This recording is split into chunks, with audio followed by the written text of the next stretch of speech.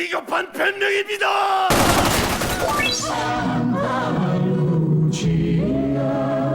니들은 니들끼리 잘난 말이야. 호라지 같은 인생들끼리.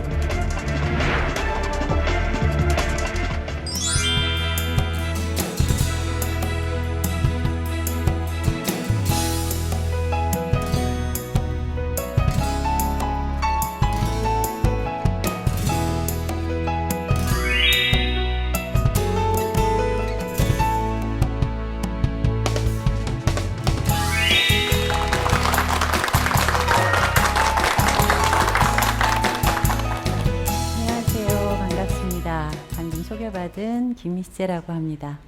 여러분들이랑 같이 스토리에 대한 이야기를 나눌 수 있게 돼서 굉장히 즐거워요.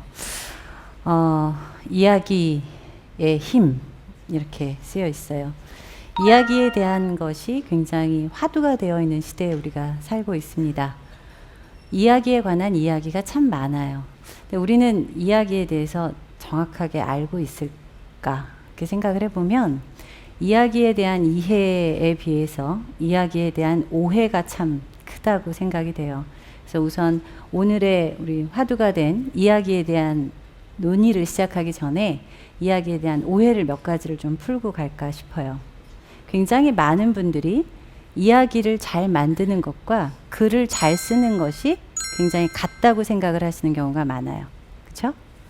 네, 이야기는 글이라고 하는 어떤 방식을 통해서 전달되는 경우가 굉장히 많지만 반드시 글로 표현되지 않을 수도 있어요. 그렇죠?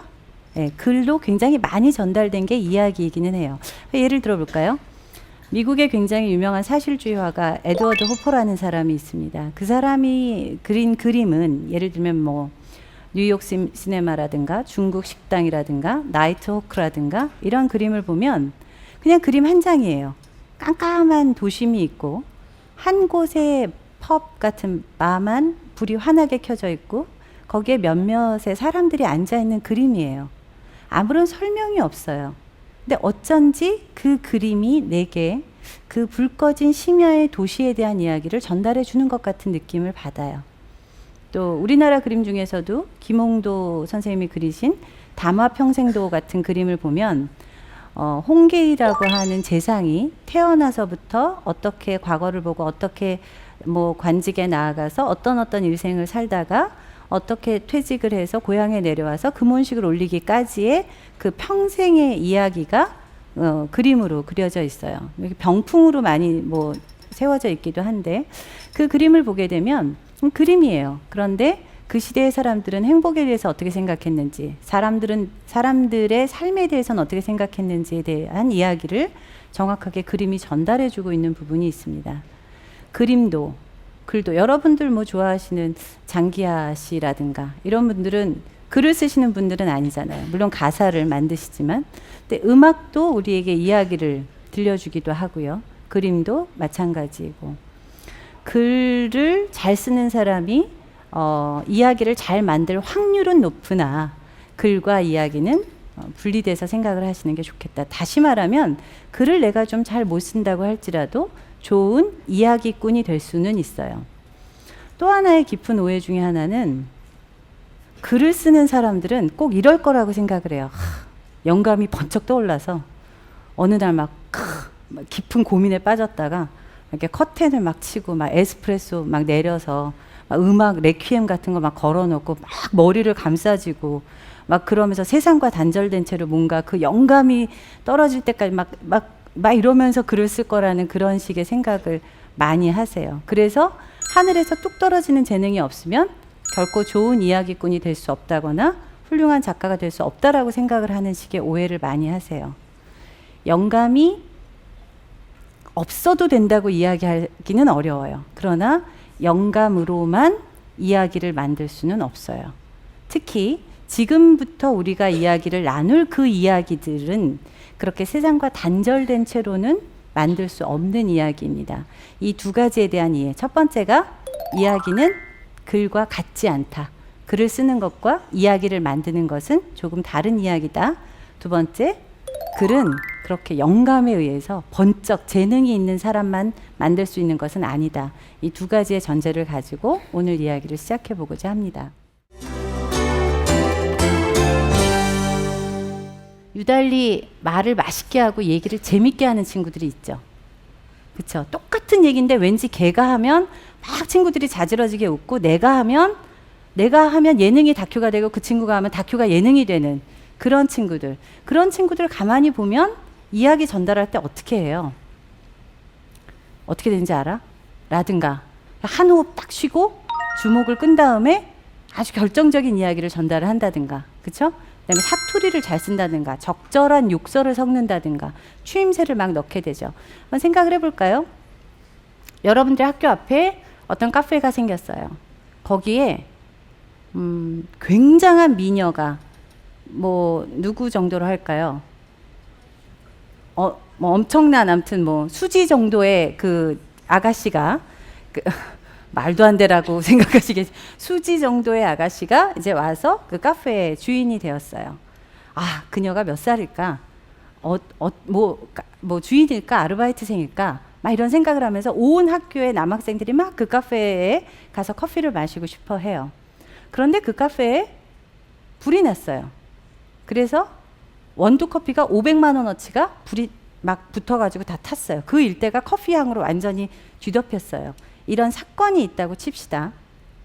그런데 알고 보니까 그 수지같이 생긴 그 아가씨가 사실 아가씨가 아니고 초등학교 다니는 딸이 있는 아주머니였다 라고 하는 이야기의 정보가 이렇게 있다고 쳐요. 한 남학생이 다른 남학생에게 전달할 때 이 얘기를 어떤 순서로 전달을 할까요? 야, 너 그 얘기 들었어? 너 불난 카페 있잖아. 거기 여자 있지. 애 엄마 할 때. 이렇게 전달하겠죠. 사건 중에 500만 원어치 커피가 돼갖고 그 일대가 이렇게 되고 소방차가 12대가 오고 이런 얘기는 하지 않겠죠. 그쵸? 너 그 얘기 들었어? 라고 할 때에는. 그러니까 나도 모르게 내가 이야기를 전달할 때에는 내가 가장 중요하다고 생각되는 것에 대한 의도적 배치를 한다는 이야기예요. 그쵸? 정서적인 감정을 이끌어내기 위해서 나도 모르게 뭔가 추임새를 넣거나 리듬을 끊거나 사투리를 활용하거나 제일 중요하고 쇼킹한 얘기를 뒤로 뺀다거나 이런 식의 어떤 방법을 쓴다는 거죠.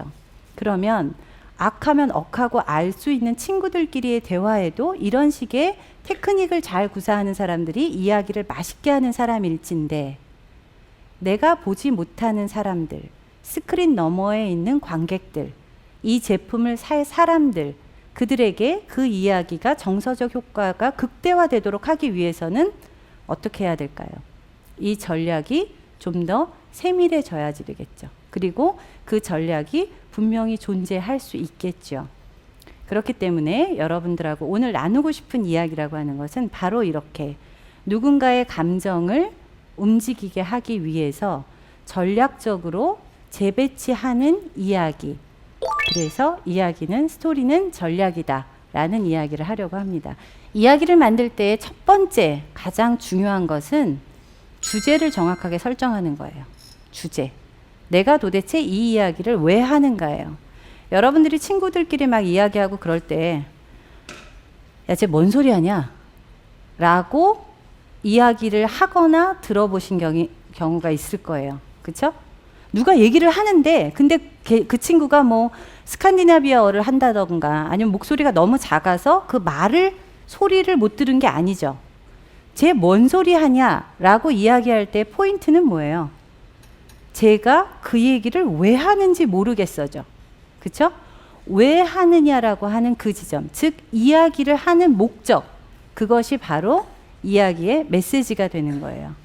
메시지가 정확하지 않은 이야기는 어떤 지점을 향해서 달려가야 될지 모르고 마라톤을 뛰는 거랑 똑같다고 생각을 하시면 돼요. 내가 어떤 음식을 만들어야지 될지가 분명하게 있어야 떡볶이를 만들겠다, 김치볶음밥을 만들겠다 해야 김치를 살지 떡을 살지 결정을 할 수 있는 것처럼 내가 어떠한 이야기를 누구에게 전달해서 어떠한 가치를 증명하겠다. 이것이 결정되지 않으면 이야기는 시작될 수 없어요. 근데 굉장히 많은 사람들이 이야기는 어떤 번쩍이는 영감, 팍 하고 내 눈앞에 계시처럼 나타나는 어떤 한 장면, 이걸 내가 이야기로 만들어야지 라고 생각을 하고 이야기를 시작하는 경우가 굉장히 많이 있어요. 근데 그렇지 않습니다. 이야기는 내가 그 이야기를 들려줄 사람들에게 정확하게 전달하고 싶은 가치, 그거를 테마라고 하고요. 밖으로 드러나는 어떠한 메시지, 그렇죠? 교훈을 준다든가 아니면 정확한 정보를 준다든가 우리 함께 이렇게 생각해 보자라고 이야기를 던지겠다라든가 이런 식의 방향이 설정될 수 있는 주제와 메시지가 분명하지 않은 상태에서는 이야기들을 조합하고 만들기가 굉장히 어려워요. 테마라고 하는 게 고등학교 때 국어 시간에 이 글을 읽고 주제를 정하시오, 주제를 설명하시오 이런 식의 이야기를 가지고 뽑아냈었던 그 테마일 수도 있겠으나 그렇게 고리타분하게 생각하시지 말고요. 여러분들의 몸속에 있는 여러분들의 척추를 본 적이 있나요? 네, 척추 본 사람, 자기 척추를 본다면 그거는 그죠? 우리랑 같은 종이기 좀 힘든 거죠.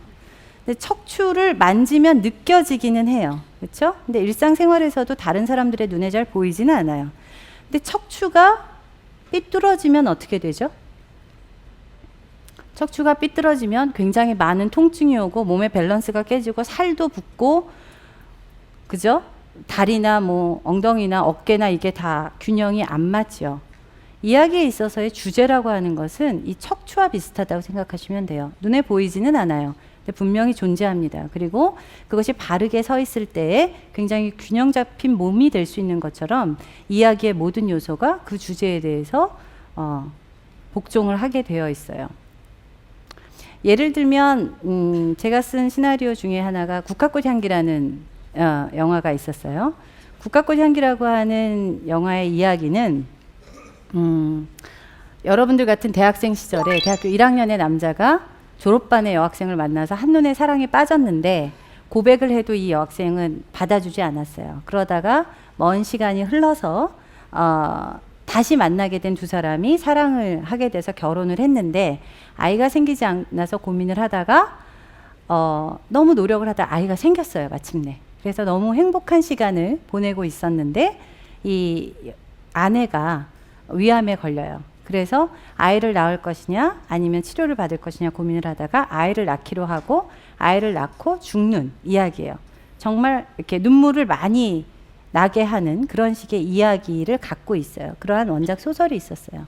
제가 이것을 영화 시나리오를 만들고자 할 때 소설의 이야기가 갖고 있었던 주제와 상관없이 작가로서 나는 이 이야기를 세상에 어떠한 주제로 전달할 것이냐라는 고민이 거기에 대한 답이 없으면 새삼스럽게 이 이야기를 영화라는 매체를 통해서 다시 반복할 필요가 없는 거죠. 그리고 나는 이 이야기를 통해서 어떤 이야기를 전달할 수 있을 것인가 굉장히 고민을 하다가 그녀는 왜 아이를 포기하고 치료를 하지 않을 수 있었을까에 대한 생각에 몰두하게 됐어요. 그때 저한테 떠올랐었던 화두는 죽음이라는 화두였어요. 모든 사람은 죽음에 대한 두 번의 경험을 갖게 되죠. 한 번은 내가 사랑하는 사람을 먼저 떠나보내야 하는 그러한 죽음 앞에서, 그리고 또 한 번은 내가 사랑하는 사람들을 남겨두고 먼저 떠나야 하는 죽음에 대한 두 번의 경험을 갖게 돼요. 그래서 사람은 죽음 앞에서 사랑하는 사람들을 위해 어떠한 희생도 감내할 수 있는 선택을 할 수 있다. 이 이야기라면 모두가 동의할 수 있는 이야기가 되겠다. 그래서 국화꽃 향기라는 이야기가 전달하는 메시지는 사랑에 관한 메시지예요. 사랑하는 이를 위해서. 하지만 제가 그 안에 담고 있었던 주제는 죽음 앞에 선 사람의 태도에 관한 이야기예요. 이러한 차이가 좀 있게 돼요. 주제에 대해서 여러분들이 생각을 하실 때 나는 이 이야기를 통해서 상대가 어떠한 감성을 느끼기를 원하는가에 대한 깊은 고민과 내가 하고 싶은 이야기가 무엇인가에 관한 깊은 고민 속에서 이야기의 주제를 뽑아내시면 좋겠어요. 주제가 정해졌어요. 그러면 그 주제를 잘 구현해낼 수 있는 소재를 찾아야겠죠. 그죠? 막 굉장히 강력한 소재. 이야기를 만드는 신인 작가들이나 아니면 뭐 초기의 감독들이나 이런 사람들이 제일 많이 저지르는 실수 중에 하나가 강력한 소재가 있으면 내가 공모전에 당선이 될 수 있다라든가 소재 하나 잘 만나면 뭔가 곧 작가가 될 수 있다거나 라고 생각을 하는 점이에요. 근데 센 소재라는 게 존재할까요? 센 소재, 강력한 소재. 소재라고 하는 것은 절대적으로 센 소재라는 건 없어요. 그 소재를 해석하는 작가의 능력, 그 해석하는 능력은 뭘로 결정이 돼요? 내가 세상을 향해서 어떤 이야기를 하고 싶은가에 관한 주제의 선정부터 들어가게 돼요. 그렇게 해서 내 주제를 잘 증명해낼 수 있는, 예를 들면 뭐 그것이 캠퍼스에서 벌어지는 일일 수도 있고 1990년대의 일일 수도 있고, 그렇죠? 아니면 뭐 아이돌 그룹에 대한 뭐 팬덤 문화가 처음 시작됐던, 여러분들의 얼굴 속에 이렇게 이렇게 환하게 얼굴이 피는 건 응답하라 1997을 생각하셨겠죠? 뭐 그런 식의 이야기가 됐건, 어떠한 소재들에 대해서건 나의 해석이 내가 세상에 하고 싶은 이 이야기를 전달하기에 가장 좋은 소재거리가 됐다라고 생각되는 걸 결정을 하시면 돼요. 주제와 소재가 결정이 되고 나면 그 다음에 이제 본격적인 이야기 세팅에 들어가게 돼요. 이야기의 3요소를 여러분은 국어 시간에 배웠을 거예요. 이야기의 3요소가 뭐가 있었을까요? 제가 지금 조금 전에 이야기를 막 설명하면서 어떤 요소를 얘기했죠? 인물에 관한 얘기했죠. 그렇죠? 그 다음에 또 뭐가 있어야 되죠? 사건이 있어야 돼요. 그렇죠? 또 마지막? 그렇죠. 훌륭해요. 인물, 사건, 배경이라고 하는 것이 이야기의 3요소예요. 그러면 아까 이야기한 대로 인물이라고 하는, 그러니까 사람이 있어야, 그것이 꼭 뭐 사람이 아니어도 돼요. 로봇도 우리에게 좋은 이야기 주인공이었죠. 그렇죠? 기계일 수도 있고 뭐 동물일 수도 있고 무엇이 됐건 어쨌건 캐릭터예요. 그 캐릭터가 있어야 이야기의 주인공이 이야기를 이끌어가게 되겠죠. 이 주인공은 여러분들이 증명하고 싶은 가치를 잘 드러낼 수 있도록 그것에 대한 에너지를 막 갖고 있는 사람이에요. 주인공은 그 주제를 증명하게 되기까지 끊임없는 에너지를 가지고 이야기를 이끌어 나가야지 돼요. 그러려면 주인공이 강력하게 원하는 것이 분명하게 있어야지 돼요. 예를 들어서 딸이 납치가 됐는데 아버지가 딸을 구하고 싶어 해요. 이거에 대해서 여러분들이 왜? 라고 얘기해요? 안 하죠. 딸이니까. 아빠가 딸이 납치가 됐는데 구하러 가겠다는 게 왜 이상해? 그러니까 주인공의 그 행동에 대해서 이야기를 보는 사람들이 전혀 의문을 가지지 않으면 손쉽게 그 인물에 대해서 동의를 하게 되죠. 그렇죠? 그러니까 주인공이 원하는 것, 원트에 대해서 이야기의 수용자가 쉽게 동의하면 돼요. 나라가 망했어. 그래서 내가 나라를 구하기 위해서 독립운동을 하려고 해. 왜? 라고 하지 않죠. 그렇게 쉽게 동의될 수 있는 인물의 원트를 세팅을 할 수도 있으나, 내가 저 여자를 사랑하게 됐어. 나는 저 여자와 연인이 되기를 원해. 라고 할 때 여러분들이 쉽게 동의를 할 수 있으려면 그 여자가 뭐 김태희 정도 되면 돼요. 그렇죠? 근데 좀 왜 그녀를 사랑하는지에 대해서 우리가 설명을 하기 위해서는 그녀의 어떤 캐릭터적인 이해를 만든다든가 그녀의 설정을 만든다든가, 사실은 어렸을 때 둘이 한 유치원에서 짝꿍이었어 라든가, 좀 이쁘지 않은 여자 주인공에 대해서 남자 주인공이 사랑에 빠진다라고 한다면 그런 식의 설명을 하게 되죠. 그러니까 주인공이 원하는 것에 대해서 이야기를 수용하는 사람들이 쉽게 이해할 수 있도록 여러 가지의 설정들이 들어가게 돼요. 그래서 주인공이 강력하게 원하는 게 있어요. 그러면 그 원하는 것을 이루기 위해서 채워줘야지 될 니즈라고 하는 게 있어요. 자, 아빠가 딸이 납치가 돼서 딸을 구하러 가려고 해요. 그러면 아빠가 딸을 구해야 돼요. 그걸 나는 원해요. 딸이 무사히 내게 돌아오기를 원해요. 아빠는 뭘 해야 되죠? 신고를 하면 돼요. 그쵸? 근데 아빠가 신고를 하지 않고 직접 구하러 가요. 말이 안 되죠. 그러면 직접 구하러 가는 게 말이 되게 해야 되겠죠. 그쵸? 그러려면 어떠한 설정이 들어가면 이야기를 듣는 사람들이 이해가 될까? 딸이 납치가 된 것이 외국이야. 그래서 경찰에 신고를 해서 그쪽 경찰이 협조를 얻는 동안 딸은 어떻게 될지 모르겠어. 나는 지금 현직 경찰보다 더 뛰어나게 딸을 구할 수 있는 능력을 갖고 있는 전직 특수요원이야. 나는 내가 구하러 갈 때 나를 백업해줄 나의 굉장히 능력 있는 친구들이 있어. 나는 딸을 납치해간 놈의 목소리를 들었어. 이 정도 되면 신고하지 않고 아빠가 직접 딸을 구하러 그곳에 가는 게 이해가 되나요? 그쵸? 그러니까 주인공이 강력하게 원하는 것과 주인공이 원하는 것을 이루기 위해서 필요로 하는 것들 사이에는 그러한 식의 무게가 맞아야지 돼요. 그런데 만약 이게 무게가 안 맞으면 어떤 일이 벌어지는가? 네가 이 큐브를 저 나쁜 로봇의 심장에다 꽂아야 해 라고 이야기를 해요. 그래야 인류가 망하지 않고 살아남을 수 있어 라고 이야기를 했어요. 인류가 망하지 않고 살아남으려면 거기다가 이 큐브를 꽂아야지 되는데, 그러면 이 큐브를 꽂으러 갈 사람이 어떤 사람이어야지 돼요? 달리기 잘하고 싸움 잘하고 어떠한 막 뭐가 날라와도 그거를 뚫고 달려 나갈 수 있는 사람이 그걸 해야 되겠죠. 근데 그런 사람들이 옆에 100명이 있는데 왜소하고 잘 못 달리고 그냥 되게 힘이 없는 것 같은 애한테 그거를 맡겨요. 그럼 여러분들이 그걸 이해해요? 이해 안 해요. 왜 제가 가야 되지? 주인공이니까.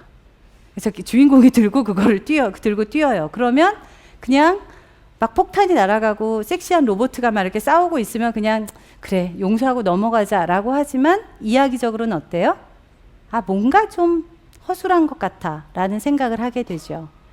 여러분들이 이야기를 만들어갈 때에는 여러분들도 알지 못하지만 굉장히 정교하게 이 주인공이 그 주제를 증명하기 위해서 가져야지 되는, 우리는 이제 욕망이라는 표현을 써요. 나는 그녀를 위해서 내 목숨을 버리고 싶어. 나는 그녀를 위해서 무엇이든 희생할 수 있어. 내 조국을 위해서 기꺼이 나의 모든 삶을 포기하겠어. 라는 식의, 나는 돈을 벌기 위해서 악마에게 영혼이라도 팔 수 있어. 라는 식의 그러한 욕망이 응축될 수 있도록 그 주인공의 상황에 대해서 동의할 수 있고, 그렇게 응축된 욕망을 구현해 나가기 위해서 필요한 요소들, 니즈들이 합쳐져야 그 인물이 행동을 할 때 왜 저래? 라든가 사실 이해가 안 가는데 나는 제 주인공인데 너무 싫어. 이런 식의 마음을 갖지 않고 이야기를 잘 쫓아올 수 있게 되는 거예요. 이러한 주인공만 있다고 해서 이야기가 형성되는 게 아니고요. 이야기가 재밌으려면 어떻게 돼야 되죠? 나쁜 놈이 있어야 되죠. 그거를 안타고니스트라고 해요. 그러니까 안타고니스트도 주인공과 마찬가지로 프로타고니스트와 안타고니스트가 마찬가지로 대립이 이뤄지려면 프로타고니스트만큼 안타고니스트도 매력적인 욕망을 갖고 있어야 되고, 그 욕망을 이뤄나가기 위한 강력한 에너지가 있어야지 돼요. 왜 드라마들 보다 보면 저 사람이 왜 나왔는지는 모르겠는데 나와서 정보만 쓱 주고서는 그냥 휙 가버리는 경우들이 있어요. 이런 경우에는 그 인물이 살아있는 사람 같이 느껴지지 않는 그런 경우들이 많이 있습니다. 이야기를 만들 때 가장 조심해야 되는 거는 인물을 도구화하는 거예요. 그 사람도 자기의 인생이 있는데 이 이야기 속에서 창조된 인물이 자신의 인생을 살아갈 수 있도록 만들지 않으면 이야기가 생명력을 잃고 굉장히 의미 없는 이야기처럼 느껴지게 되는 경우가 많아요.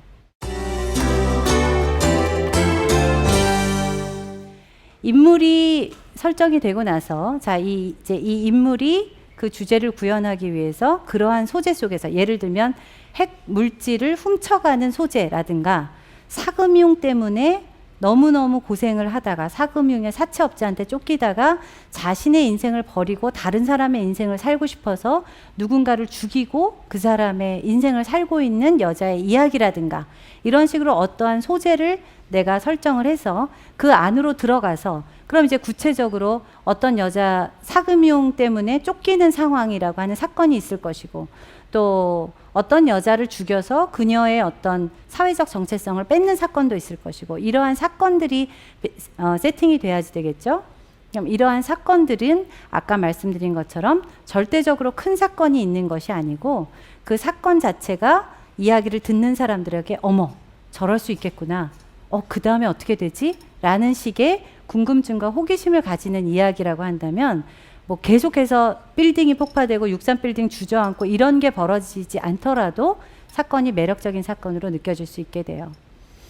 이야기를 만들 때 굉장히 뭐 크게 주의를 기울이지 않는 것 중에 하나가 배경에 대해서는, 예를 들어서 그냥 우리가 지금 이야기를 나누고 있는 이런 콘서트홀 같은 배경이다라고 한다면 여러분들이 그냥 실제로 겪는 곳이기 때문에 아무 문제 없이 이야기를 만들어갈 수 있을 거예요. 그런데 만약 이것이 조금 다른 시공간이라고 한다면, 여러분들이 즐기는 게임 속 시공간이라고 한다면 그 시공간이라고 하는 배경을 세팅하는 데에만 굉장히 많은 공을 들이게 되겠죠.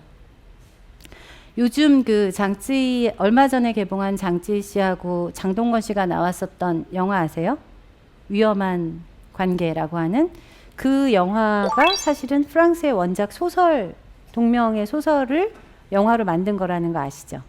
그래서 우리나라에서는 그 원작 소설이 한 번 오래 전에 영화로 만들어진 적이 있어요.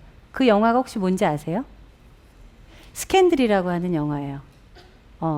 그 영화의 기본적인 세팅은 굉장히 유혹적인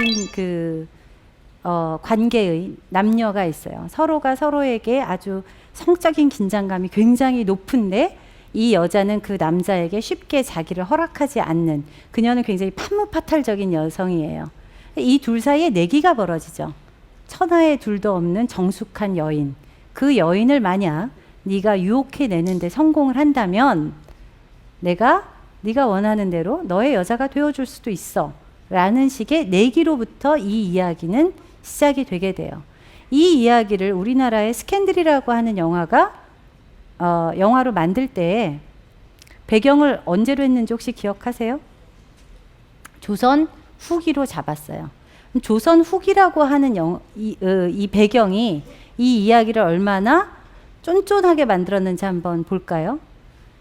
21세기 대한민국 서울 정도로, 청남동 정도로 잡읍시다. 이야기의 배경을. 이야기가 세팅이 될까요? 안 될까요? 굉장히 어렵죠. 왜 그럴까요?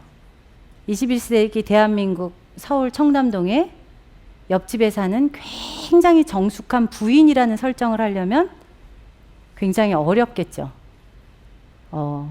잘 그런 것에 대해서 잘 모를 수도 있는, 그러니까 굉장히 결코 유혹당하지 않을 만큼 정숙한 수도사와 같은 생활을 하고 있는 여성이라고 하는 설정 자체가 가능한 시대 배경이어야지 되겠죠. 그렇죠? 자, 그런데 예를 들어서 조선시대인데도 불구하고 남녀가 아예 만날 일이 거의 없는 그러한 시대 배경이라고 한다면 이 이야기 자체가 성립을 하기가 또한 굉장히 힘들겠죠. 그렇기 때문에 스캔들이라고 하는 영화는 우리나라로 그 이야기를 갖고 오면서 시대 배경을 조선 후기로 해서 천주학이 막 들어와서 발을 내리고 남녀가 같이 예배를 드려서 접점은 발생을 하되 어떠한 조선시대가 갖고 있었던 순결이라든가 정조라든가 하는 개념이, 그래서 배용준 씨가 그 월담을 해서 전도연 씨의 방에 이렇게 탁 밀고 들어갔을 때 전도연 씨가 은장도를 딱 꺼내고 당장 나가지 않으면 죽겠소라고 하는 그러한 이야기를 하는 것이 어색하지 않은, 그래서 이 내기가 굉장히 험난하게 지나가면서 배용준 씨가 맡았었던 그 바람둥이 조원이라고 하는 남자가 정숙한 숙부인이라고 하는 전도연 씨가 맡았던 그 역할을 유혹해가는 과정에서 자신도 모르게 사랑에 빠진다라고 하는 것이 자연스러울 수밖에 없는 시대적 배경을 갖고 왔어요.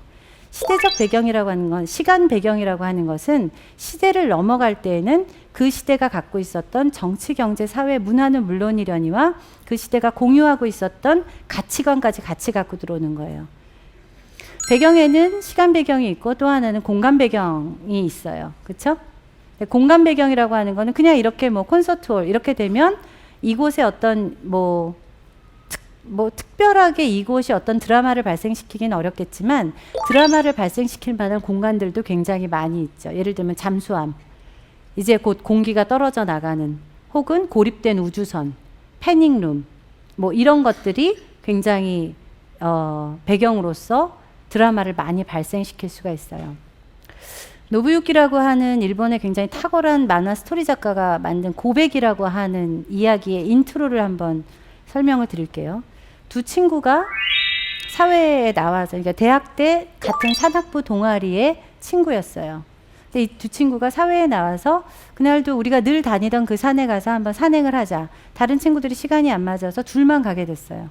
근데 뒷동산처럼 다니던 그 산이었는데 갑자기 눈보라가 막 휘몰아치면서 한 치 앞도 볼 수 없는 상황이 됐어요.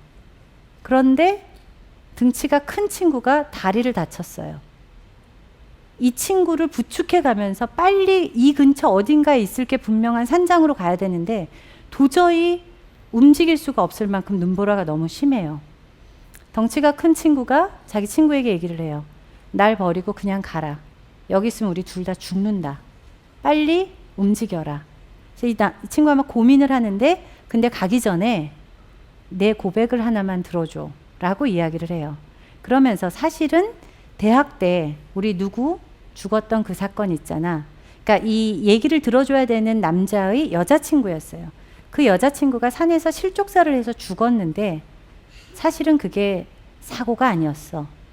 내가 죽였다. 죽기 전에 나는 고백을 하고 싶다. 너의 여자친구인 걸 알았지만 내가 너무 좋아했기 때문에 내 사랑을 고백했는데 그녀가 너무나 아무렇지도 않게 그것을 거절해서 내가 홧김에 다투다가 그녀를 밀었는데 그녀가 떨어져서 그래서 죽게 된 거야. 내가 이 비밀을 간직하고는 죽고 싶지 않아서 너에게 고백을 해 라고 이야기를 딱 했어요. 그 순간에 눈보라가 샥 거치면서 바로 눈앞에 산장이 나타났어요.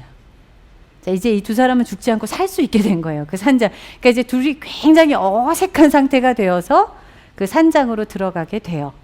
자, 이 남자는 고백하지 않아도 될 자기의 살인 사건을 고백을 해버렸어요.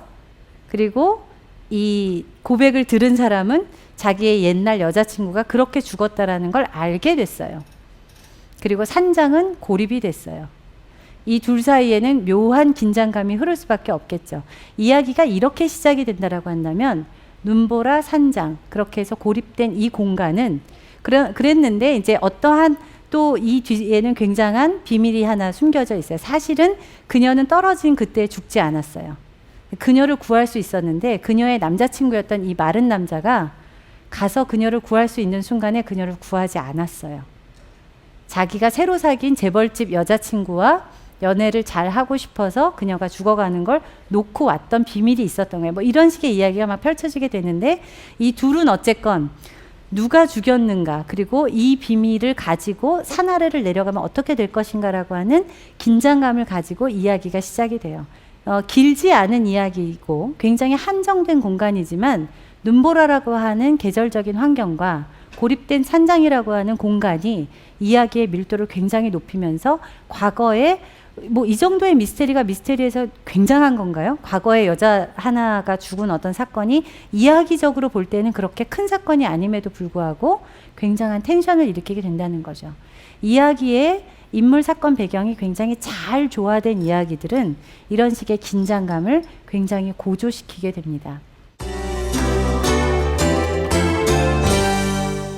자, 인물 사건 배경이 세팅이 되어서 이야기를 만들었다라고 한다면 여러분들은 이야기를 다 만들었다라고 생각하기가 쉬워요. 그런데 아까 맨 처음에 이야기를 한 것처럼 이야기를 잘 전달하고 재미있게 전달하는 친구들의 능력 가운데 내가 감동을 확 일으킬 수 있는 것, 내가 더 많이 놀래킬 수 있는 거는 자기도 모르게 자연스럽게 뒤로 뺀다라는 이야기를 했었죠. 이게 의도적인 배열이에요. 그러니까 그래갖고 그렇게 됐는데 근데 왜 그랬는지 알아? 이런 식으로 이야기를 전달하는 경우 있죠. 왜 그랬는지 알아? 걔가 사실은 이렇게 전달하는 것. 요 의도적인 배열을 이야기의 전문적인 어떤 용어로는 플롯이라고 이야기를 합니다. 이야기를 전달해내는 순서인 거죠.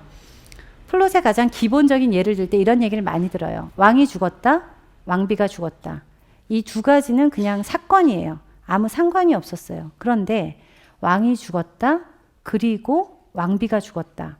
이렇게 되면 이 두 가지가 어떤 순서를 갖게 되죠. 왕이 죽은 게 먼저고 왕비가 죽은 게 나중이구나. 이걸 알게 돼요. 근데 왕이 죽었다. 그래서 왕비가 죽었다. 이렇게 되면 어떤 일이 벌어지죠? 이 두 가지가 인과관계가 되죠. 그러니까 왕이 죽은 슬픔 때문에 왕이 죽은 뭐 때문인지 모르겠지만 왕비가 죽었다는 인과관계가 발생을 하게 돼요. 자, 그런데 이걸 한 번 더 바꿔볼까요? 왕비가 죽었다.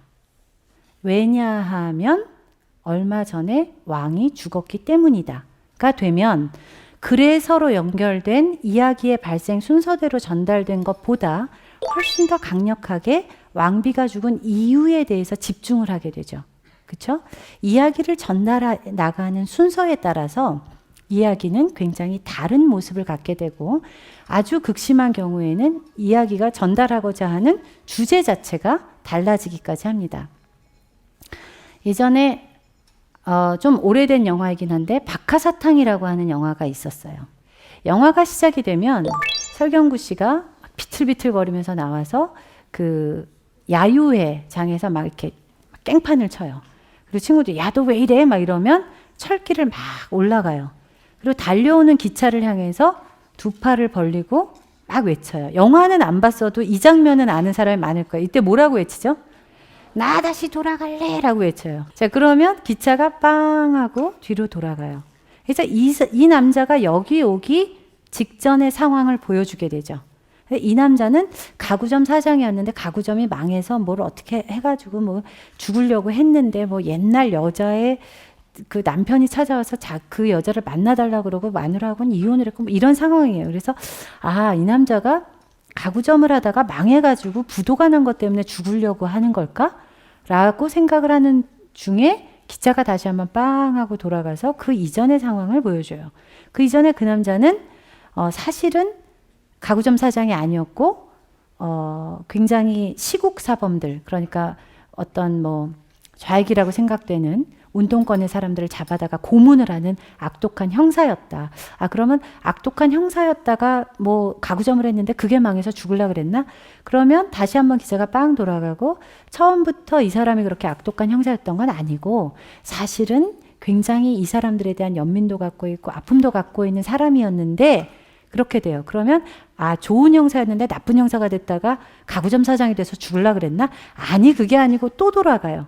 이런 식으로 자꾸자꾸 이야기가 거슬러 올라가다 보면 이야기의 끝에 나오는 것은 무엇이냐면 이 사람은 사실은 사진작가를 꿈꾸던 굉장히 아름다운 청년이었는데 군 복무 시절에 광주 민주항쟁의 그 상황이 벌어지고 그곳에 진압군으로 군인이었기 때문에 명령을 따라서 내려갔다가 무슨 일인지도 모르고 그 상황에 투입이 됐는데 총기 오발 사고가 나서 한 소녀를 죽이게 되고 자기도 몸에 상흔을 입고 그런 사건이 나오게 되죠. 그러니까 관객들은 왜 그러는데 계속 왜 그러는지를 모르는 상태로 이야기를 쫓아가요. 그러다가 쾅 하고 광주를 만나게 되는 거예요. 만약에 이 이야기가 똑같은 광주 민주항쟁을 다룬 화려한 휴가라고 하는 영화의 이야기 방식으로 만약에 놓였다고 한다면 얘기는 어디서부터 시작을 하게 되죠? 사진작가를 꿈꾸던 아름다운 청년이 있었다. 그는 아름다운 아가씨와 사랑을 막 시작했었고 라고 시작을 하게 되겠죠. 그래서 그의 인생 역정을 쭉 따라오다가 결국 죽을 수밖에 없는 그 고통 속에서 기찻길에 올라가서 팔을 벌리고 나 다시 돌아갈래 라고 외치는 부분이 영화의 마지막 직전, 영화 끝나기 한 10분 전쯤에 보여지게 되겠죠.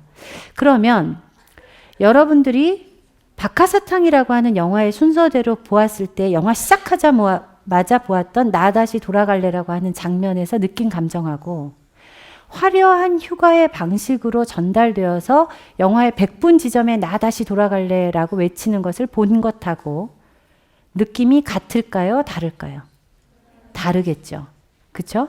이 두 개의 플롯, 이야기를 거꾸로 진행해 나갔었던 방식의 이야기가 증명해낸 주제하고 이야기가 리니어하게 사건 발생 순서대로 전달되어서 증명된 주제는 다릅니다. 똑같은 인물 사건 배경이에요. 즉 이야기가 다른 것이 아니고 이야기가 전달되는 방식이 다르고 사건의 배열이 달라졌을 때 이야기의 주제는 완전히 달라지게 돼요. 그런데 그 플로팅을 할 때에 고려돼야지 되는 것들이 있어요.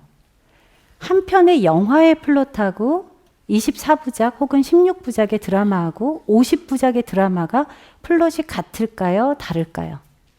다르죠. 그렇죠?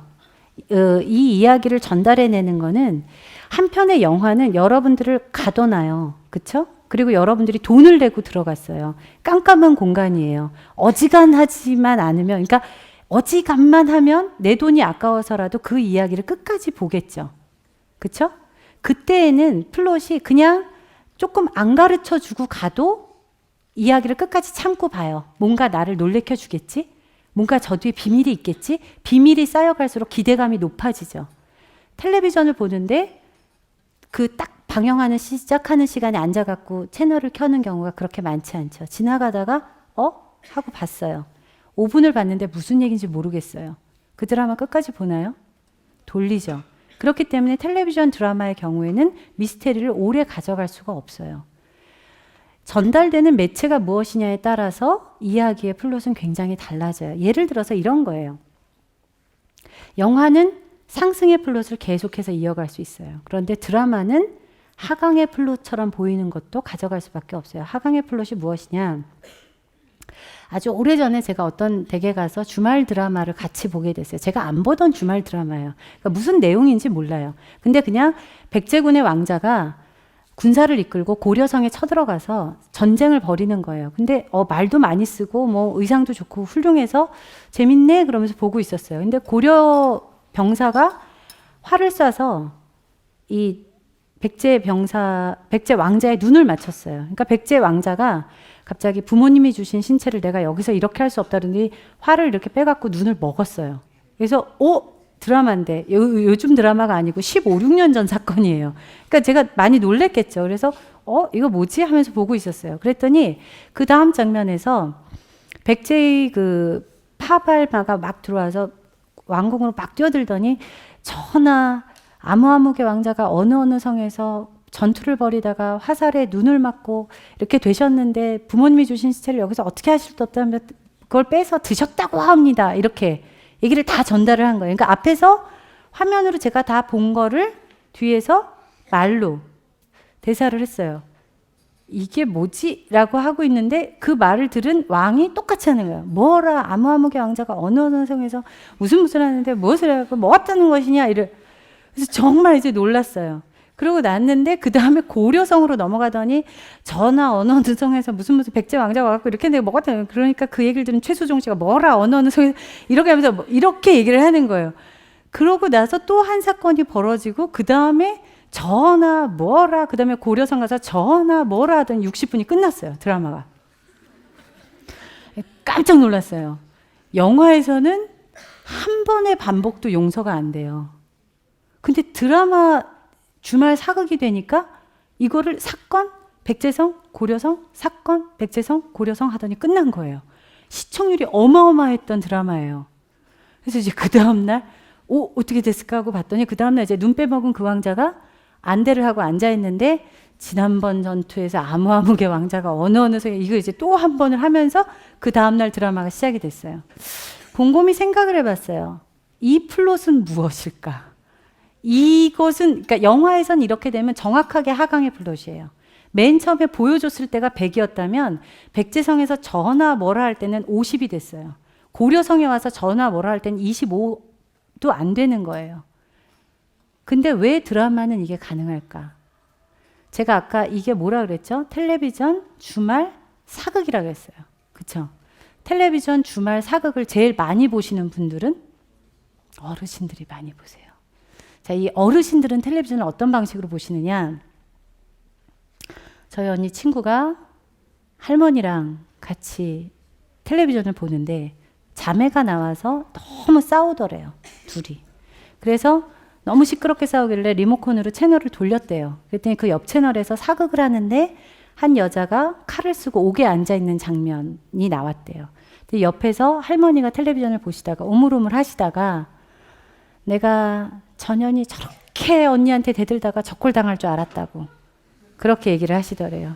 그러니까 이분은 현대극과 사극을 굉장히 스무스하게 연결을 시키고 채널이 옮겨갔는데도 전혀 거부감 없이 하나의 드라마로 접수를 하고 계셨던 거예요. 이 할머니가.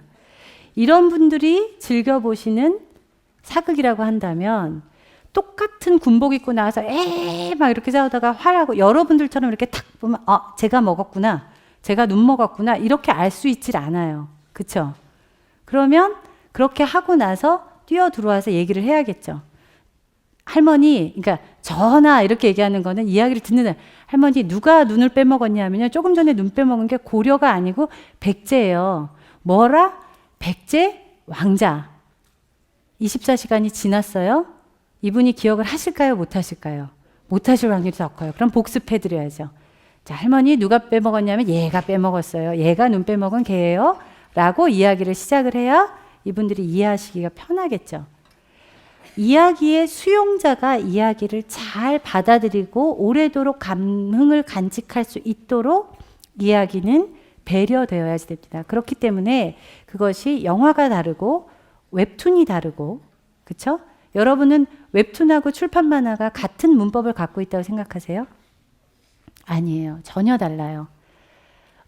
강풀 작가의 만화 같은 경우에 스크롤 다운을 해가면서 윤태호 작가님의 미생 같은 만화 혹은 목욕의 신 같은 만화가 스크롤 다운 되어 가면서 그 점점점 할 때에 여러분들이 느끼는 긴장감, 어떻게 될 것인가, 나를 웃겨주겠지?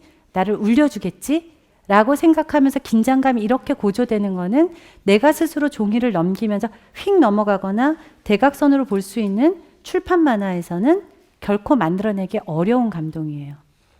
더불어서 거꾸로의 경우도 마찬가지예요. 전체 페이지가 한눈에 들어올 때 그 두 쪽 페이지를 다 채우고 있는 스펙타클한 그림이 주는 감흥을 웹툰은 또한 형성하기가 어려워요. 그렇기 때문에 웹툰에 적당한 이야기가 있는 것이고 출판 만화에 적당한 이야기가 있는 것이고 드라마에 적합한 이야기가 있는 것이고 영화에 적합한 이야기가 있는 것이에요. 그 모든 매체를 넘나들 만큼 강력한 이야기도 있을 수 있어요. 단 그 이야기, 동일한 이야기라고 할지라도 그것이 영화로 갈 때에는, 드라마로 갈 때에는, 만화로 갈 때는, 연극으로 갈 때에는 그 매체가 갖고 있는 문법으로 다시 형성되지 않으면 감동을 이끌어내기가 굉장히 어려워요. 굉장히 탁월한 원작을 갖고 왔는데 영화가 잘 되지 않는 경우 이 번역이 잘못됐다라고 생각을 하시면 돼요.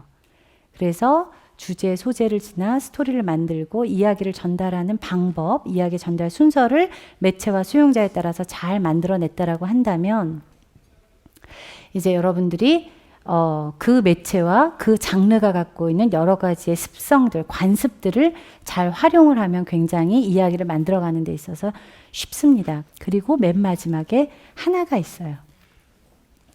다 잘 만들었어요. 그런데 맨 마지막에 전달을 할 때 이 옷을 잘못 입히면 이 이야기는 말짱 도루묵이 돼요. 이게 뭐냐면 톤 앤 매너라고 하는 거예요. 자, 여러분들이 남자친구나 여자친구하고 싸우다가 이런 얘기를 하거나 들어보셨을 수 있을 거예요.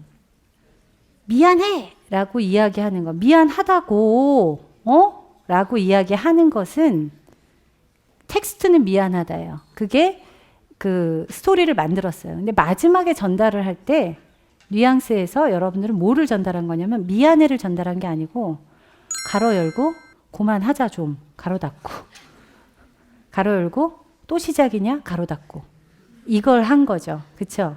사람은 그걸 전달을 받아요. 미안해를 전달받는 게 아니에요. 여러분들이 굉장히 좋은 이야기를 만들었어요. 근데 그거를 페이스북에, 트위터에, 블로그에 올리면서 우리 이거 같이 한번 해봅시다 라는 게 아니고 어때? 나 멋있지? 이런 느낌을 갖고 이야기를 전달을 하면 이야기를 수용하는 사람들이 분명하게 인지를 하게 돼 있어요. 개인 커뮤니케이션에 있어서도 마찬가지죠. 남자친구에게, 여자친구에게, 특히 부모님에게, 선생님들에게 여러분들이 전달하는 게 내가 뭐 틀린 말 했어? 왜 나한테 화를 내고 난리야? 이건 뭐냐면 여러분들의 말의 내용이 틀린 것이 아니라 여러분들이 그것을 전달해내는 데 있어서 여러분들의 진심이 오해받을 수밖에 없는 톤 앤 매너를 선택하지 않았는가 생각하시면 좋을 것 같아요. 이 커뮤니케이션에 대해서 여러분들이 스토리로 한번 생각을 해보시고 여러분들의 이야기가 보다 매력적으로 전달될 수 있는 방법에 대한 고민을 하신다면 꼭 컨텐츠 생산자가 아닐지라도 매력적인 스토리텔러로서 조금 재미있고 조금 흥미로운 여러분들의 인생을 다른 사람들이 궁금해하고 기대하게 만드는 그러한 이야기 생산자가 될 수 있지 않을까 그렇게 생각합니다. 오늘 긴 시간 수고하셨습니다.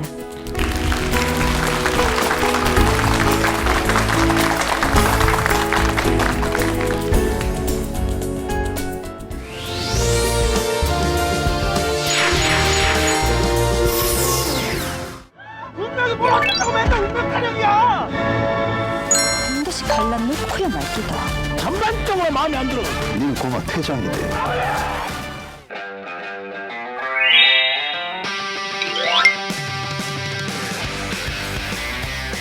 말의 힘이 왜 대단할까요? 가장 중요한 건 사람의 마음을 움직인다는 거죠. 움직인다는 거. 말로 손들어 움직이면 쏜다보다 더한 게 말이에요.